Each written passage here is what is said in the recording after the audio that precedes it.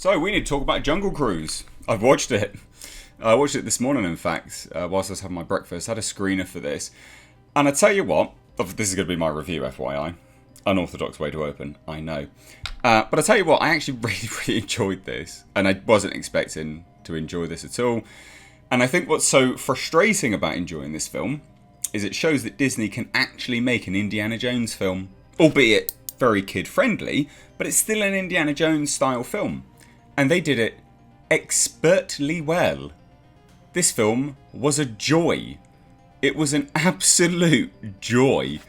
I think when this film was announced, most people were confused about why they were even doing this, because isn't this a whole film based around one of their attractions, their rides? I don't know. I've never been to Disney World or Disneyland or whatever they call it. I don't have kids screaming, frothing at the mouth trying to go. I've just got a dog. So it's one of those films that, I'm not aware of what the attraction or the ride is. Maybe there was some, implementation of that into this film. But regardless of how this film was spawned, the story here is actually really, really decent. So this will be as non-spoilery as possible. I do want to reveal a little bit of a tiny exchange because it took me by surprise. It's from Disney. And this exchange kind of came out of nowhere. It was a breath of fresh air, and it was actually really, really funny and really good. So I want to cover that, but that's the only slight spoiler that we need to go into here. So Dwayne Johnson plays a skipper, a captain, the sort of captain of Keeler, a boat who he takes river cruises on, basically, showing people around the Amazon. And then we also have Emily Blunt and Jack Whitehall. They play brother and sister. Dr. Lily Houghton and McGregor Houghton. So those two individuals come to the Amazon in search of the Tears of the Moon petal, right? From the tree of Tears of the Moon or whatever. Basically this kind of all-giving plant that will cure everything. It's the cure-all for humanity. And in doing so, they enlist Dwayne Johnson's captain, his skipper, to take them on this journey to find this magical tree that has the elixir of life and will cure everything. And then obviously, adventure ensues. And that alone could be a premise, right, of an Indiana Jones film. Just that. Obviously, maybe throw in some religious sort of elements in there as well. But that works as an Indiana Jones film. And from there, boy, does it go absolutely all over the place. It's really, really good in terms of how it sort of expands this. So we've got Jesse Plemons, who I sort of, not insultingly, but nicknamed him Fat Damon. He's a Matt Damon lookalike. But Jesse Plemons plays a German. I'm pretty certain he's German. They speak German anyway. Who is trying to also track down the Tears of the Moon plant as well. And he's trying to get ahead of, obviously, Dr. Lily Houghton. And then you also have another sort of mystical, not really a cult, but you have a mystical element that is also trying to track down the Tears of the Moon. And they all just collide in this very inventive way. There are puzzles similar to how there would have been in a Tomb Raider game. Again, similar to an Indiana Jones film. There are elements of, speaking with natives, and it's just so very well done. Let me list all of the positives. The music was fantastic. It almost sounded like a score from, is it John Williams? I can't remember his name. The dude who does all I think it's the Star Wars films, basically. But the music is actually by James Newton Howard. But the score was fantastic. The score was great. Really sort of swashbucklingly fun and upbeat and operatic and dramatic when it needed to be. Yeah, John Williams, isn't it? And then you also had elements of fantastic sets. I don't think any of it was shot on location. I'm sure a lot of it was just set pieces. But the set pieces were great. The use of colour grading on the cinematography was great. It actually looked better than a normal Disney film would. Disney films tend to have a sort of a corporate look about them, but it looked better than an average Disney film did.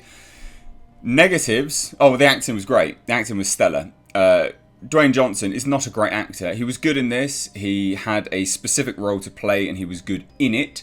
Emily Blunt was actually very, very good in this. I enjoyed her. She doesn't really play a character with much depth, but she was still good for what she was and what character she was given. Jack Whitehall was funny as her brother. And Dwayne Johnson was funny.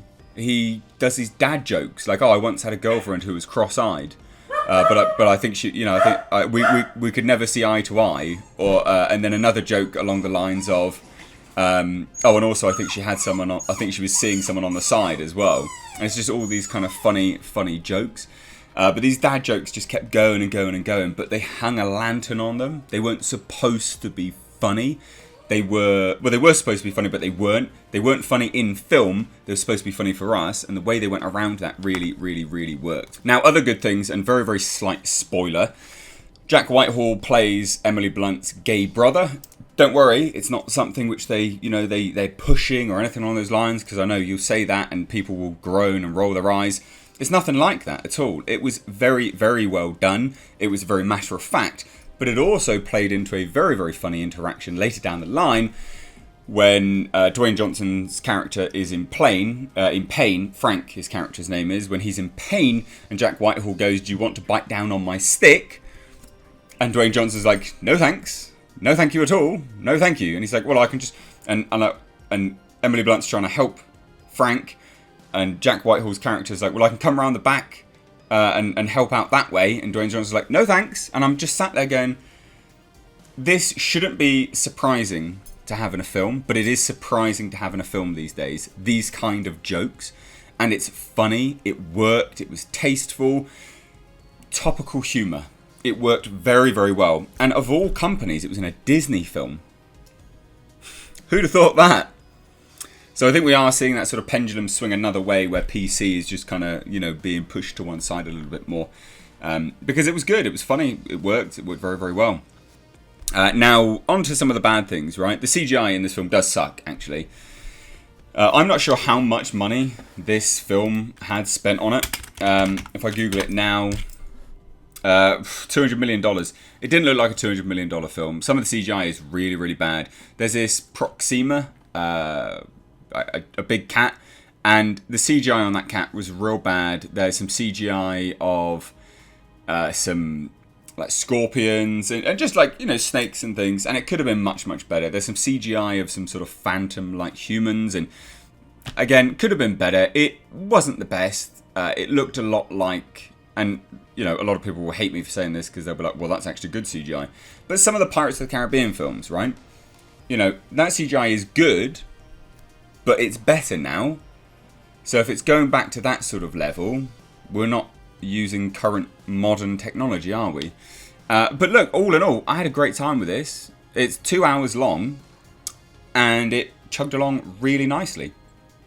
I would happily watch a sequel. I was laughing out loud. It was wholesome. It was nice. There was a love story in it. Like, it was just a good film. And I'm massively surprised to hear it, to say it, to have watched it, and to believe that. But it was a good film. Actually, a strong recommendation. Good film for all the family. Kids will enjoy this film, as will their parents. And it's rare that you get a film that crosses that boundary these days. So if you're a family, go out and watch it this weekend. I think you would really, really enjoy it. I think you'll have a great time with it. If you have watched it, please do let me know what you think. Do you agree with any of my points? Let me know down below. Sorry for Jasper shouting and raging there. Thanks, mate. Never lets his dad do his job.